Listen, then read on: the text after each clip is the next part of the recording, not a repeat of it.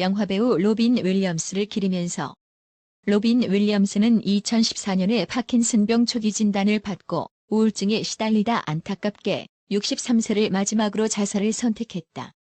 로빈 윌리엄스가 극중에서 가정부 할머니로 여장하는 코미디 가족영화 참신한 소재와 로빈 윌리엄스의 혼신의 사이코패스 코믹 연기, 사이코 스릴러틱한 감동적인 스토리로 대호평을 받은 수작 중의 수작이다. 다웃파이어란 이름은 대충 짐작가겠지만 극중에 나온 의문의 화제라는 신문기사 제목에서 따온 것이다.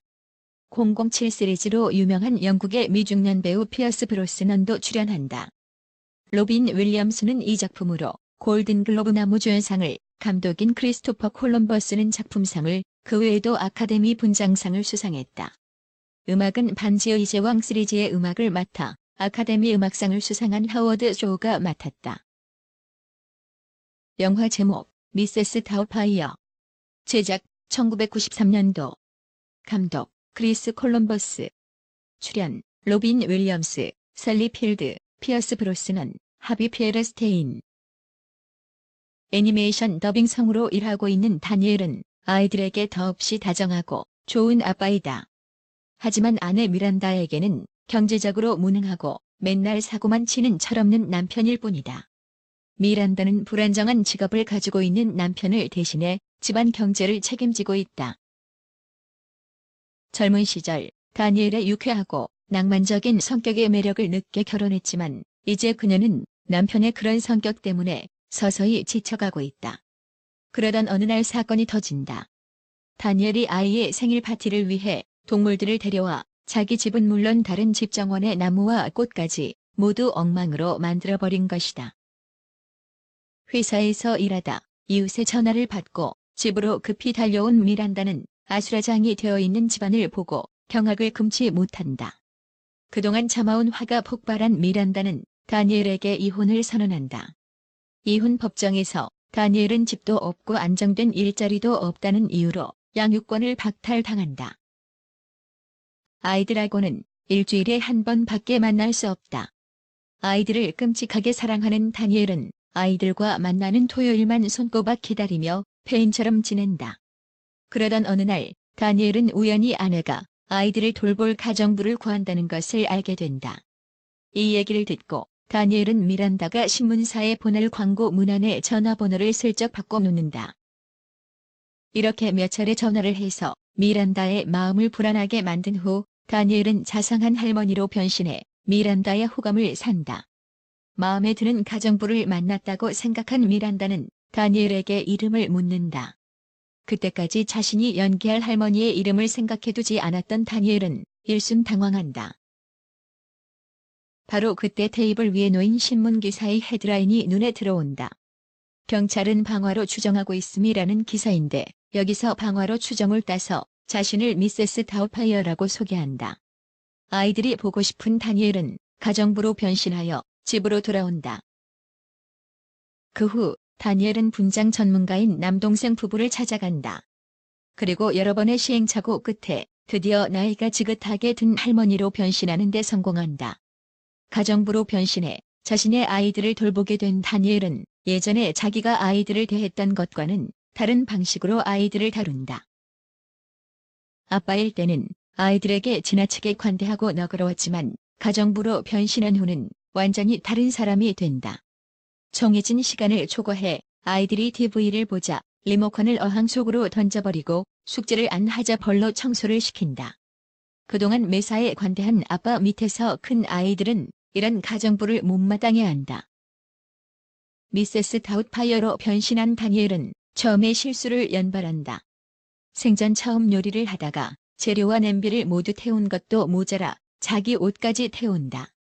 미란다가 올 시간이 임박할 때까지 저녁을 준비하지 못한 그는 결국 몰래 중국 배달 요리를 시킨다. 그리고 마치 자기가 요리한 것처럼 완벽하고 로맨틱한 저녁 식탁을 차린다. 퇴근해서 집으로 돌아온 미란다는 식탁 앞에 완벽한 고품격 만찬이 차려진 것을 보고 크게 감동한다. 이 일로 다니엘은 아이들과 미란다에게 완벽한 가정부의 인상을 심어주는 데 성공한다. 그러는 동안 다니엘은 서서히 가정부 할머니 역에 적응해간다. 처음엔 배달 요리로 대강 때웠지만 요리 프로를 보며 열심히 공부한 덕에 나중에는 정말로 요리를 잘하게 된다. 하지만 세상의 비밀은 없는 법. 어느 날 다니엘은 화장실에서 서서 볼일을 보다가 그 광경을 그만 아들에게 들키고 만다. 놀란 아들이 자기 누나에게 가서 할머니가 사실은 남자라고 소리치자 딸은 경찰에 신고를 하려고 한다. 다급해진 다니엘은 아이들을 진정시킨다. 그리고 자신의 정체를 밝힌다. 다니엘은 만약 이 사실이 알려지면 법원에서 아예 아이들을 못 만나게 할 것이라고 하면서 아들과 딸에게 비밀을 지켜달라고 한다. 그 후로도 다니엘은 완벽하고 자상한 가정부 할머니 노릇을 계속한다. 미세스 다우파이어를 신뢰하고 있는 미란다는 그녀에게 자신의 고민을 털어놓고 조언을 구하기도 한다. 어느덧 그녀가 친정어머니 같은 존재가 된 것이다.